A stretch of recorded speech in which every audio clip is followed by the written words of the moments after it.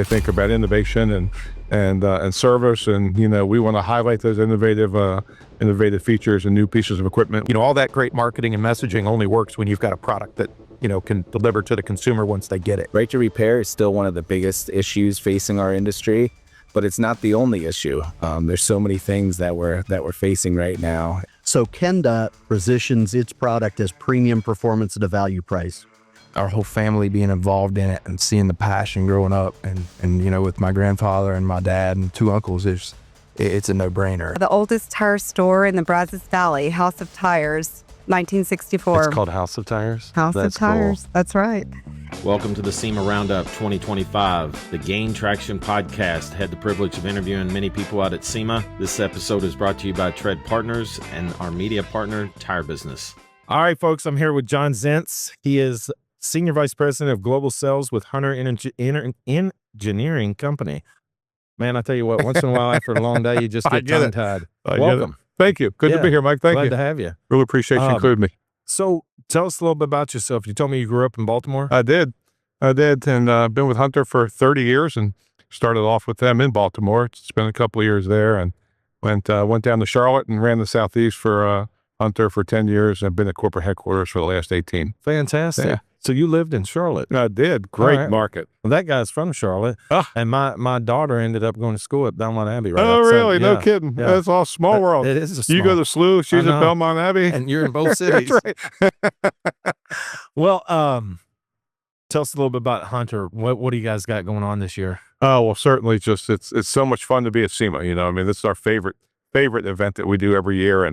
And I think people know Hunter, they think about innovation and service, and we want to highlight those innovative features and new pieces of equipment. We do it every year at SEMA. The best tire people I know in the business will brag about you guys. Thank you. And they have your all's equipment, and your show presence has never dwindled. You guys are always making a big splash. But I mean, I know people that come out here and they look forward to engaging you guys. Yes. Yeah. I mean, this show is all about we meet with over half of our largest clients, our largest customers, from North America.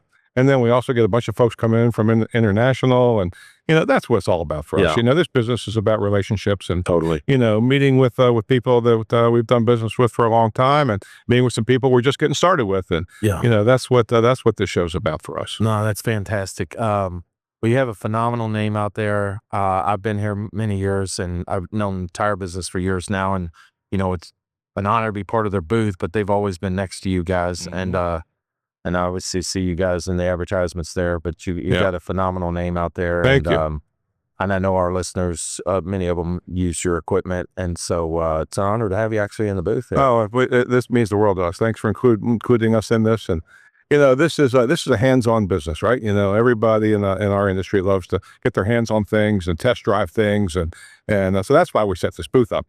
So for whether it's our largest accounts or just a shop from wherever walking in wanting to see what's new, they can get their hands on it. It says a lot that you guys understand the value of being here, because it is a little. I use this cliche, and I don't mean to be facetious with it, but it's true. It's like shooting fish in a barrel.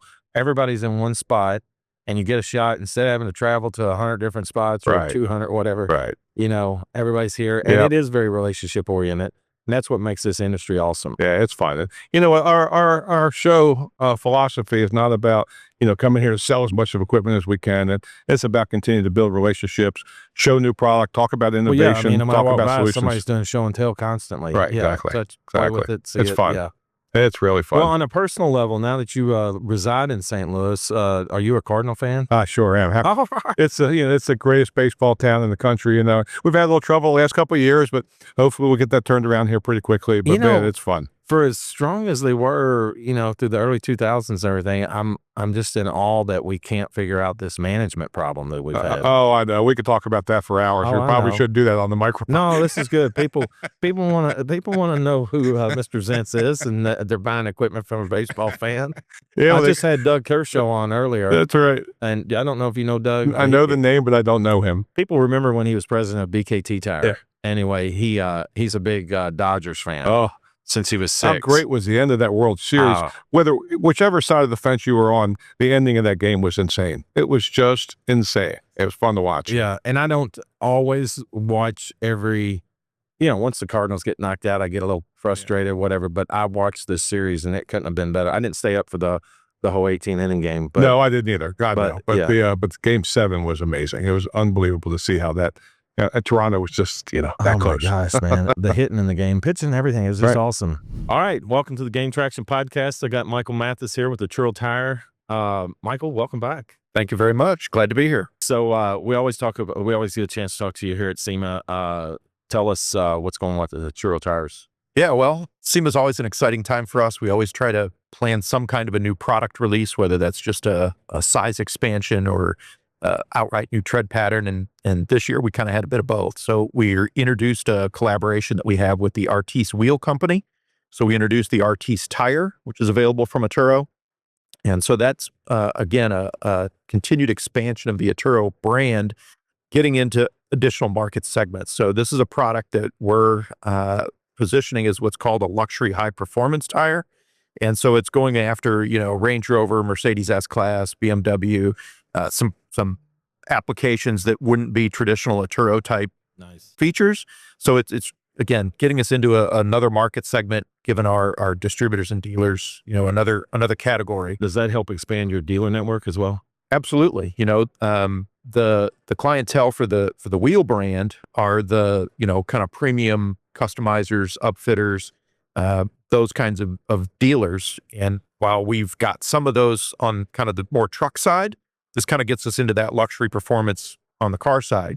It's great so, yeah, for your brand. It's going to expand everything for us and give us some good crossover sales there. Well, I'm a sports guy, and I know that you guys do sports marketing more than ever now. And I think it's primarily up in northern Indiana, southern Wisconsin area. Is it not? We've had a pretty good spread. We, of course, Chicago's our hometown. So, we've kind of gone heavy there. We're doing a program for a couple years now with Cubs Radio. And we're now into our second season as a partner with the Chicago Blackhawks.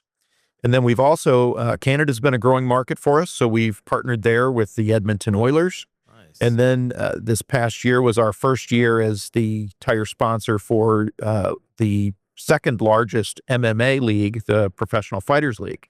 So that kind of gave us a national footprint for our sports partnerships across their actual live events, streamed on ESPN, social media access that we've had on there. And, that all has been combined with the other marketing that we've done, national and regional television campaign, our billboard programs, all of our digital media that we do. And, print is weaning, right? But it's still there. So we do all that stuff. And we've pulled together for a little old brand like us, we've pulled together some pretty sizable impressions that we've generated through this year with this. Our partner with our TV placements gave us a report, showed that through the first 3 quarters of the year, Atturo was the 6th most visible tire brand on television. No kidding. Nationally. Well, and one of the reasons I brought this up is, I live in Kentucky. Our company's based out in North Carolina, but I've noticed it. But now I know my state's connected to yours, so there's likely some little bit of overlap. Yeah. But, media crossover, whatever. But still, for your brand size and everything, it's more noticeable than. A good connection to the MMA. I've always said Atturo punches above its weight, right? So, we want to go out there and make ourselves look a lot bigger than we are. And the whole purpose of all that is to try and raise that brand awareness with the consumer, so that when our dealers are presenting them with Atturo as an option, there's a better chance of them, consciously or not, having some awareness and familiarity with the brand, which makes them feel more comfortable in giving us a try. Well, and as you know, my listening audience primarily is tire dealers, the owners, the shop owners, and quite a few actually counter sales reps. We get comments from those guys as well. And really, outside of that group, I don't get feedback. So it kind of tells you that's who's most engaged, So I hope they're listening today and they give you guys a shot. And if they not as familiar with it, they talk to the distributor and figure out how. Yeah, for sure. Appreciate that. Yeah. And, that's just a that's a long play for us, is that, we've never been a brand or a company that, gets out there and chases volume. Obviously we want to sell more tires, but we really want to build up a brand. We want to build up partnerships with distributors and dealers, and, be able to deliver a tire to the consumer that outperforms its price point as well. So, all that great marketing and messaging only works when you've got a product that, can deliver to the consumer once they get it. That's so well said, because, what's that old cliche? Tires aren't bought, they're sold. And, look, I'm in the tire business, and sometimes I even know what I want, but I got a buddy, very close friend, that has a tire shop. I mean, I hunt with this guy and everything, but we got this good, or whatever. Talk to me about what your selection is or something. And we're having great luck. And I have not been like a brand loyalist, over the years. I'm getting more brand loyal, but it's interesting. But how I buy tires, I just try to, it's kind of like, how do I do it? I wonder if the other part of the market does. And I'm more knowledgeable, but I see people all the time that Matt, my buddy, deals with. If I'm in there, he could push the same tire all day long. And people just listen, they'll just take it. So I think when a dealer is confident, and that's his issue. If I'm confident and I don't have a problem with the distributor, and they, know how to exchange and make things easy with me, and, it just makes life easy, and that's what I'm looking for. And then, and a margin, I want to make some money, but ultimately he doesn't want a complaint from his customer. I don't want it back, so. Well, that's a big deal. And, for us, that after sale service, whether it is through the distributor first, of course, but when it comes back to us, we want to make that stuff easy too. And so, we handle all that stuff right out of our office in Chicago. You're not having to wait for somebody, the next day to handle it. You've got a live person.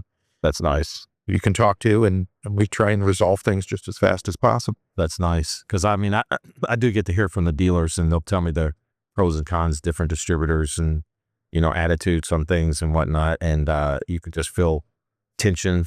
And I've always said, look, in business, you're always going to have problems.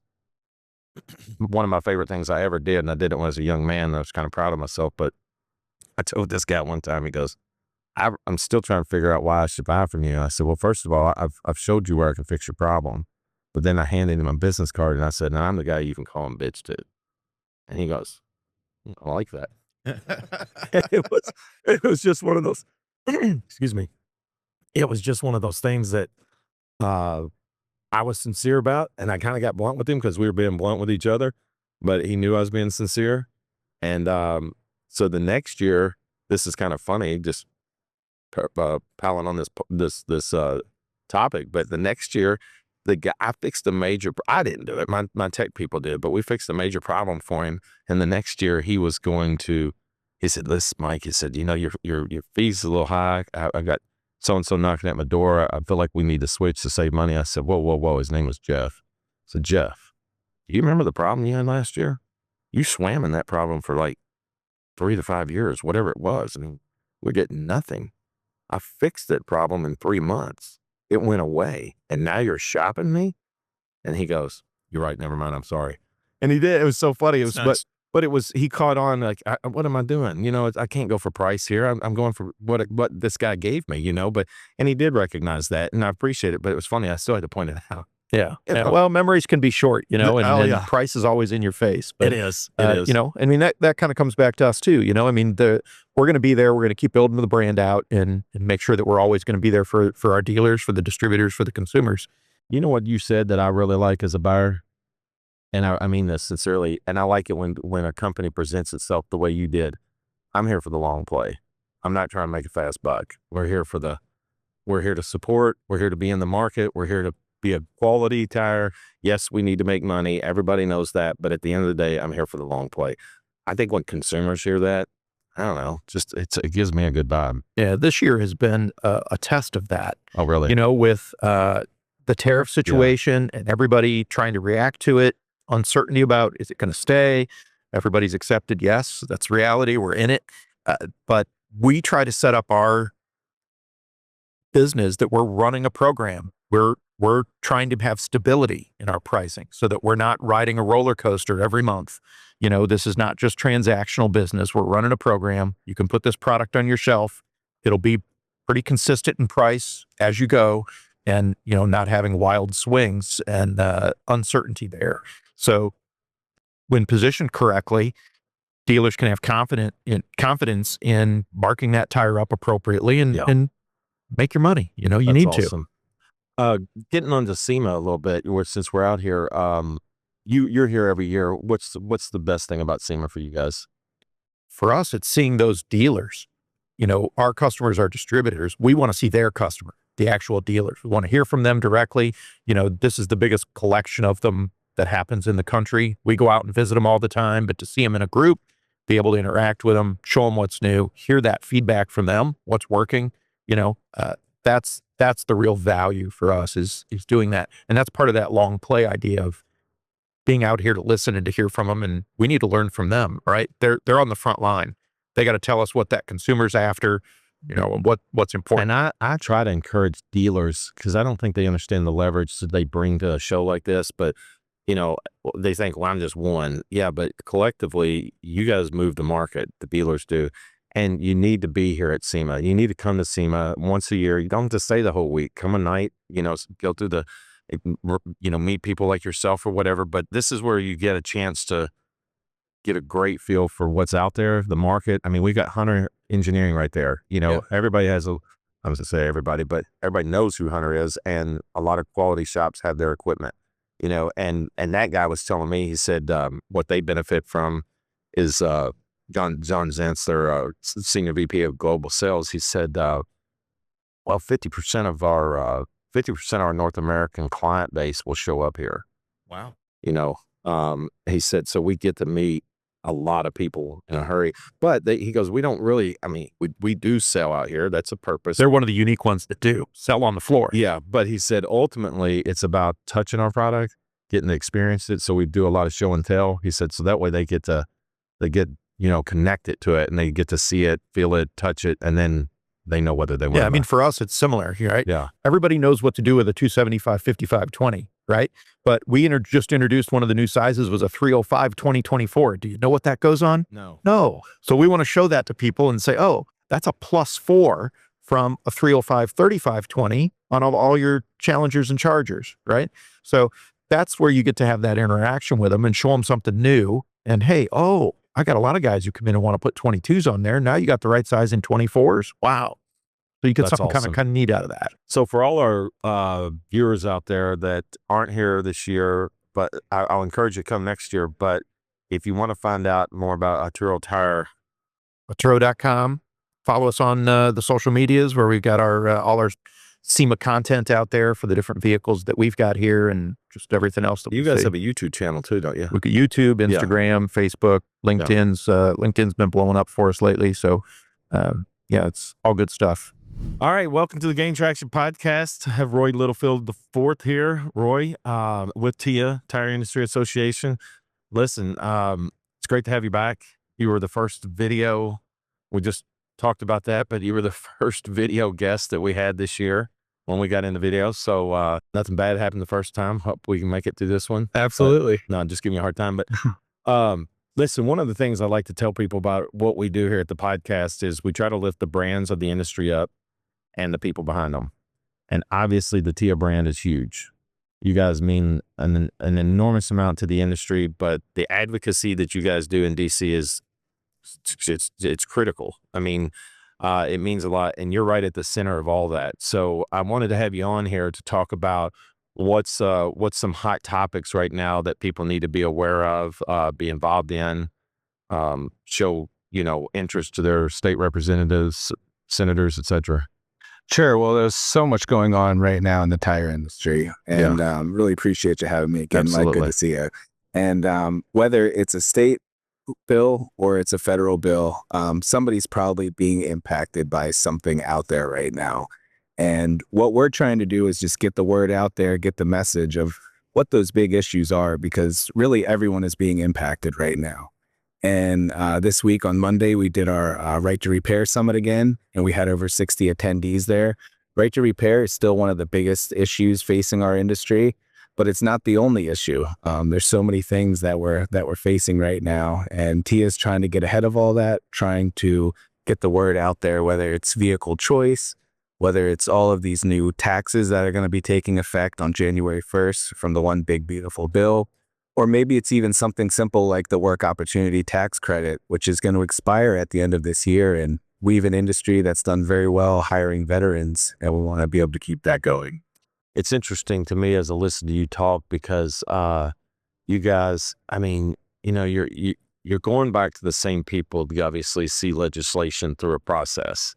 And these senators and representatives, it's like, I wonder, you run into the challenge of like, I guess a form of triage, you know, like the doctor sees a patient or EMT sees a, victim of something and says, okay, what's the worst? Do you have to do that? Like, when you're dealing with the same senators and the same representatives and you're going back to that well, you're trying to get things through and do they ever look at you and go, yeah, but which one we got to focus on the most right now? Or Right. It's trying to prioritize all of those issues. Yeah. And really the best way to do that is to swell our grassroots efforts.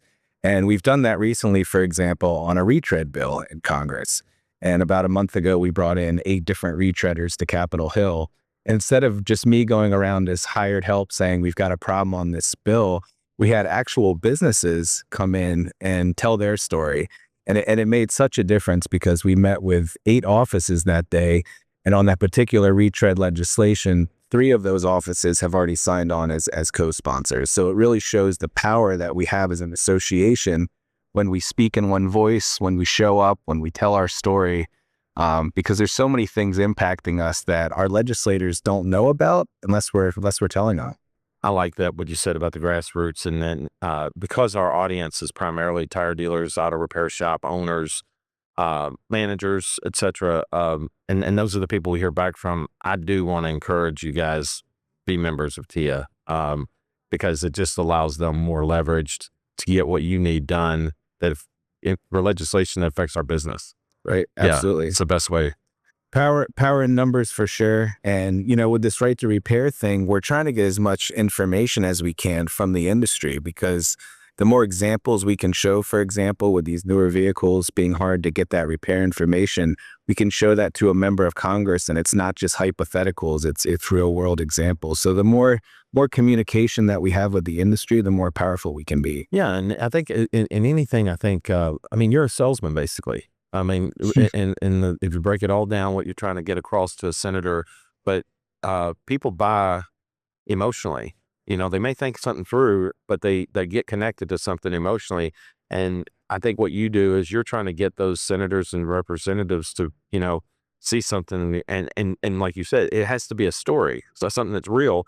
And then you want them to look at it and go, well, that's BS. Right. Yeah, this needs to be fixed. And I think that's, I get the grassroots thing, and it really resonates with me, and I'd like to see more people do what they need to do so that you guys can see success out there. Absolutely. TIA has members in every congressional district in this nation, and if we could just energize everyone everywhere, it would certainly make a difference. And all of those representatives and senators get their cars serviced somewhere, and it might be from one of our own members, and we've got to know those connections. More than likely it is. Right. Or their family. 75% of repairs are done at independent shops. Oh, yeah. So that's why the whole thing of right to repair is so bizarre to me. Right. And we've talked about that before, but I'm glad you brought that up again because I don't tire about talking about that topic. And it's because it's slow moving ball, man. It just, just getting that thing up the hill and then getting it over the hill. Right. So, and it's a real consumer issue. I think the consumer at the end of the day is going to struggle with longer wait times, repair deserts, higher costs, things like that. Yeah. All right, folks, we're here with Brandon Stotsenburg, Vice President of Automotive Division for Kenda Tires. We just met. Don and Christine from Tire Business brought you in the booth, and I'm honored to meet you. Welcome. Thanks for having me. It's good to be here. Yeah. So Don says, well, first of all, a little bit about yourself. Where are you from? So I live in northeastern Ohio in the Akron area. Kenda is headquartered in Columbus, and we've got a technical center in the Akron area that does all the product development for all the segments Kenda does across the Americas. Nice. So what do you do for Kenda?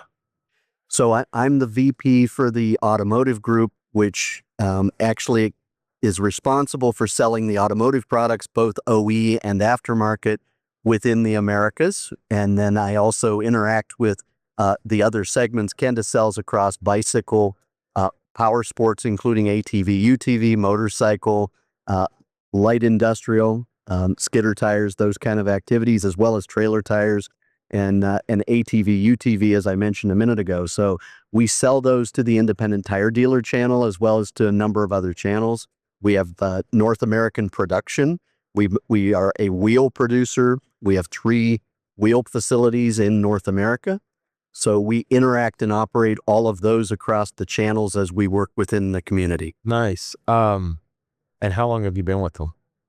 So I've been with Kenda now for 12 years, and I've been in the tire business now for over 35. It's hard to imagine it's been that long. Yeah, well, I could give you props. You don't look that old. Well, I appreciate that, and I don't feel that old. But occasionally, some of my associates and my spouse reminds me that I'm not quite as young as I think I am. I hear you. Well, so you're here at SEMA, and we like to promote SEMA. What do you get out of SEMA? So Kenda has been at SEMA as a participant really for over close to 30 years now. We're a TIA member and we're part of the SEMA community. And so we use SEMA. It's changed a little bit from what it previously has been, but we do a lot of interactions with our channel partners. We have channel partners that we're exploring new opportunities with as we grow segments that we're operating around. So we're meeting a lot of people primarily at the show and on site. And then Kenda leans enthusiasts. So in our booth this year, we've got 3-time world champion Freddie Osbo's Formula Drift car. And we have a lot of folks that are coming up that are part of that enthusiast community in that area, as well as in the light truck area. We came out early this year. Dan Vandenheuvel, who is a partner of ours, was inducted into the Off-Road Hall of Fame. So there's activities and associated activities around SEMA that are just valuable. The relationships and the people make what SEMA is important and really make what's important in the tire industry, and we love that. And that's what I continually harp on this show. So the dealers that listen to us, you got to make SEMA. You bring but they don't realize it, but they bring so much value to the organization, but then they can get so much back out of it because it's everything you want in this show, and so much that you can accomplish from the governmental side, the TIA, advocacy, you name it. Don was bragging on you, Don Atturo, that is, with Tire Business, was bragging on you that you're the best, you've given the best definition of the tier system in tires. So as quick as you can, tell us how that breaks down for you. Well, Don is always complimentary and has been a friend a long time, so I appreciate him saying that. My definition of how the tiers break out segments it within the automotive group. I won't do it within each of the individual segments. When we look at things, we break it down by segment. So Kenda positions its product as premium performance at a value price. And what we do in ours, and I'll break that down quickly, and then I'll talk about the balance of what we see in the tiers to answer your question. So we position Kenda as a tier 3 brand that I'll explain. And then at the top end, we perform at a tier 1 and tier 2 level with how we deliver for the product performance. And then we want to over deliver for our channels relative to margin. So as a tier 3, which works into the better segment in a good, better, best, we will deliver as a premium product and a higher margin. On the tier side, we look at the tiers as tier 1 really being the flag brands that have high unaided awareness and are OE. And those brands are right. Those brands are the brands that folks know, the Bridgestone and the Continental and the Michelin and the Goodyear. Yeah. Fit into that category. Tier 2, from my perspective, are OE brands. And you from my perspective, you're not a tier 2 brand based on price positioning and even on product performance. Our product performs at a tier 1, tier 2 level, but we're really not in that segment. So they're oftentimes going to be the second brand within a brand portfolio. Firestone as Bridgestone's second brand is a tier 2 brand. BF Goodrich as a Michelin second brand is in a tier 2 brand position. the other OE brands that are in those segments. The tier 3s then become the brands that perform at a higher level, have earned an aided awareness element, and have other values that can be exceptional for the retailer and the channel partners in the world. And then the tier 4s are the brands that are changing constantly and really are for the most part are promoting based on price. Nice. Well, that was well said. I think Don was right. I think that's a very clear, descriptive way of defining the tiers. Appreciate that. Yeah. So I wish you guys at Kenda much success here at the show, and I want to thank you for being on the Gain Traction podcast. Again, my last thing I'll say is I say thank you is Kenda is actively looking for new direct distribution. And as the folks are listening out there, as you see Kenda with what I described with how we play, please reach out to us. We're interested in talking to you and engaging. Okay. On that note, before we depart, how can they reach you guys? What's the easiest way? So the best way, you can call our 800 number and literally call us. If you're a smaller dealer and want to join our associate dealer program, go to Traction Loyalty Rewards and you can look at our Traction program.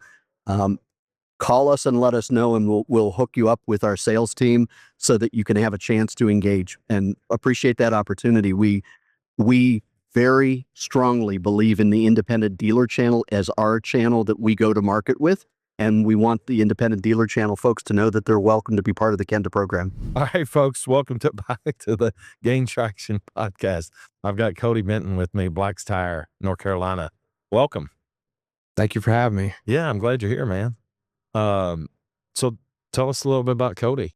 So third generation of Black's Tire. So the Benton family, fifth generation total. So We got Uncle Jeremy over there. Yeah, we do have Uncle Jeremy here. That's the only other Benton that's here. All right. Unfortunately, usually it's the whole crew, but got my older brother getting married Friday, so it's just we can only make Little it priority thing there. Yeah, That's yeah. good. But you guys came out. Obviously, it's important to you. Absolutely, it is. Tell us a little bit about why Black's Tire comes out to the SEMA show and what it means to you. Just for so long, my papa Ricky, who started Black's Tire, he's been coming out here. Mr. Black brought him out here one year, and he said ever since he came, every year he'd bring one more person. That's cool. And so he learned so much. Yeah. That was actually his first time ever flying on a plane and doing something like this was when they invited him out here to SEMA. And he said he was by himself and he learned a lot. So he just tries to bring somebody every year. So that's awesome. After that, yeah. Well, I mean, I pointed this out with several of the interviews, but you got Hunter Engineering right there. I mean, everybody knows them. Everybody carries some form of their equipment or has used it before or whatever. So, but you get and then not only that, but you get to meet other tire people. You get to, touch the new products, see them. But with Hunter, you get to kind of it's a show and tell, you get to play with the things. And for sure, yeah. Decide. But, and I think it's cool. I mean, you guys, you're a long way from home, North Carolina. Yeah. Last year we actually brought, had our partner dealer trip in the wholesale side. So we brought a ton of people out here, and it was a great event last year. But you build camaraderie, but you learn something at the same time. Yeah. You had some guys having a good time. Absolutely. Yeah. So, you guys, you're into racing too, aren't you? Don't y'all sponsor? Yep. It's long rooted in Black's Tire, and Ricky Benton Racing was where it kind of started in NASCAR. It was, in the Hooters Pro Cup Series before. But NASCAR was kind of the start. And I want to say 2012 or 2013, we had our own truck up into, I would say, about 2018, maybe. Now we just sponsor some cars and teams. Are you a big NASCAR fan? I am, yeah. History too? Yep. And my brothers, my older brother's actually really, really into NASCAR. But, so you might know my hometown. We were very well represented in NASCAR for a long time, but Owensboro, Kentucky. Okay, yeah. That's where Daryl and Michael Waltrip are from. David Green and Jeff Green. They raced in the Busch Series for years, and then Jeremy Mayfield's from there. Yeah, there's some good names. Oh yeah. I always felt Jeremy, he was at the top of his game and he got caught up in the drugs and all that stuff. It was terrible to see what happened to him, but he was just he was doing commercials for Chrysler. I mean, he was big time, it's just very tragic, but things happen. People make bad decisions, but great race car driver. Yeah. But the NASCAR, I mean, is, it's long rooted in Black's Tire, but mainly our team members at Black's Tire really enjoy it too. And, NASCAR where we're at in North and South Carolina, it's You got the Hall of NASCAR Fames down there. country. It's Yeah. Charlotte. You got, Yeah. you got Darlington, you got Bristol and in Virginia and Tennessee, and you got, all the tracks in between. I mean, it's just great racing. No, I remember when I'm old enough to remember when they finally decided to go outside of the South to have tracks. Yeah.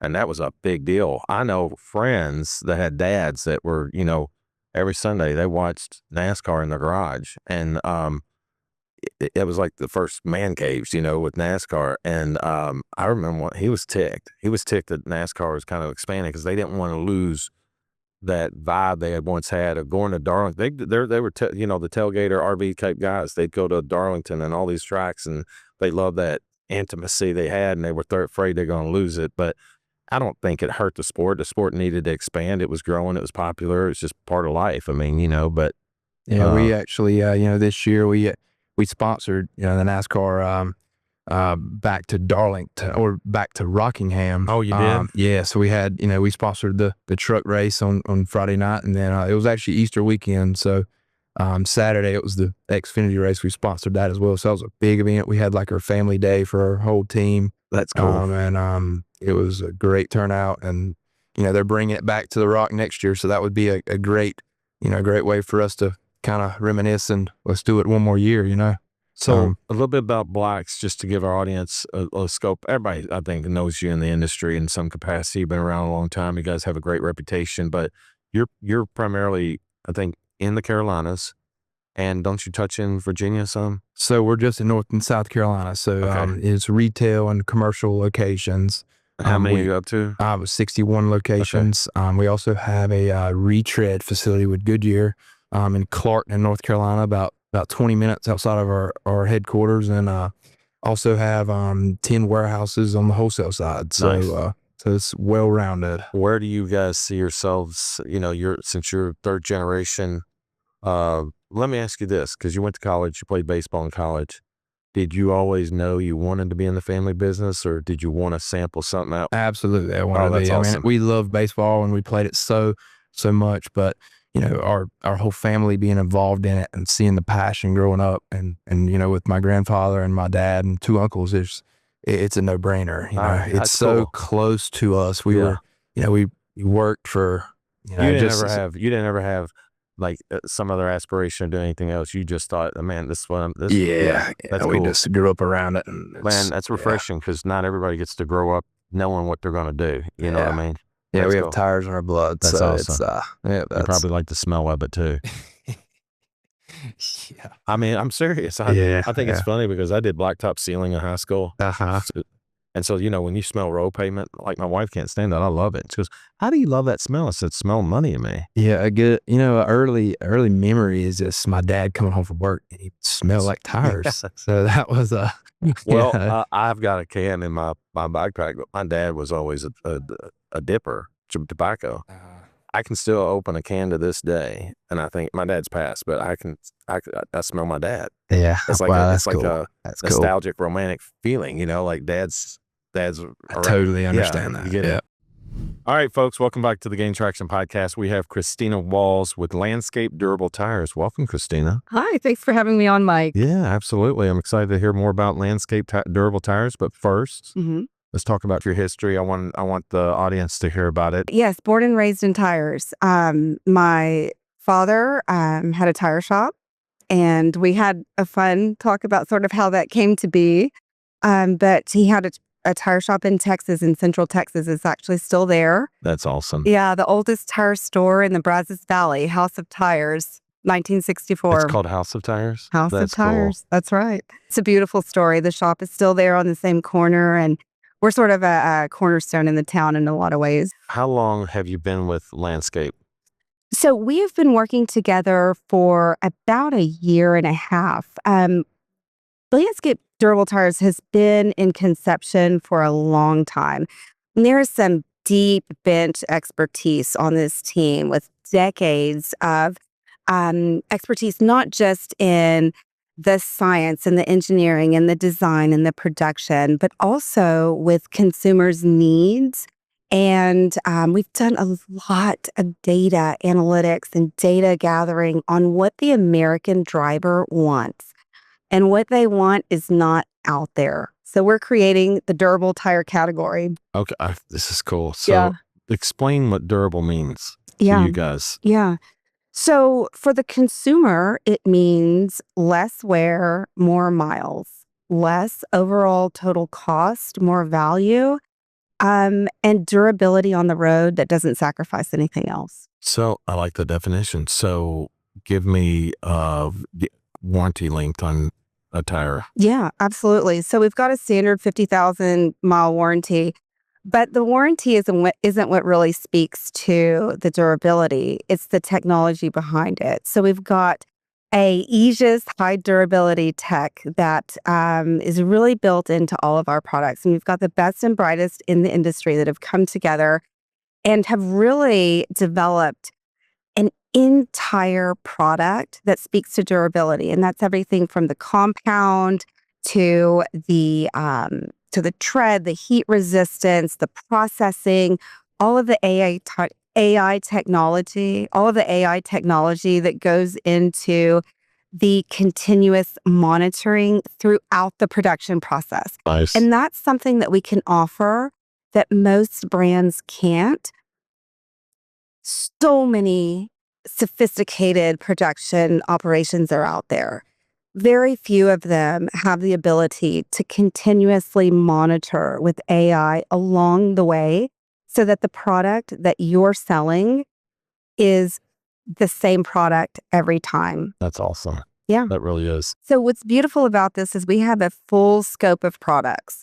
So everything from performance tires, passenger tires, light trucks, you've got your rugged beast tires. We've even got commercial tires. And so it's really our technology that we're able to build into this enormous product line that awesome. will meet the needs of all drivers. We want to develop trust with our people. And so one thing that I'd love to share with you is that we are going to give away 100 sets of tires to drivers who are interested in testing out the durability of Landscape Durable Tires. So I'd love for anyone to get in touch with me at Christina@landscapetires.com. There you go, folks. And Get tell yourself me- a set of tires. Yeah, tell me why you want a set of our tires. And we're giving 100 out, and reach out and tell me why the best top 100 reasons, get it. I think even more importantly, SEMA is such a bedrock of this industry. Up until now, SEMA has not had a durable tire category.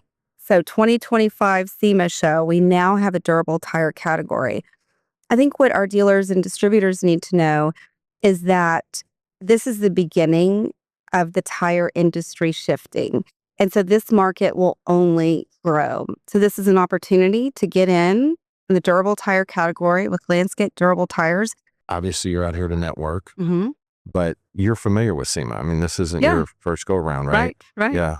So what is the biggest reason that you come out here? So it's the networking, but it's also, it's not trite that new products and innovation are displayed here. We have, some of our tires in the new product showcase. Our RTs and our ATs are out there. And actually some of our tire molds are out there. You should go see them. But it's really to lead in your market. So we all want the edge. I like that name. SEMA Or it's a SEMA can provide us not just Mike Edge, but really the leading edge in our business, whether that be tires or some other part of the industry. And so it's really not networking as having the opportunity to learn what might be and then apply an advantage and boost business. Oh, that's well said. Well, there you go, folks. You can contact her directly, and I'm glad Shane introduced us, and I'm glad that you came on the podcast. Absolutely. Glad to learn more about new products, and I wish you guys a lot of luck. To all our listeners, thank you for being part of the Gain Traction Podcast. We are grateful for you. If you'd like to find more podcasts like this, please visit gaintractionpodcast.com. If you'd like to make a guest recommendation, please email me at mike@treadpartners.com. This episode has been powered by Tread Partners, the leader in digital marketing for multi-location tire and auto repair shops. To learn more about Tread Partners, visit treadpartners.com.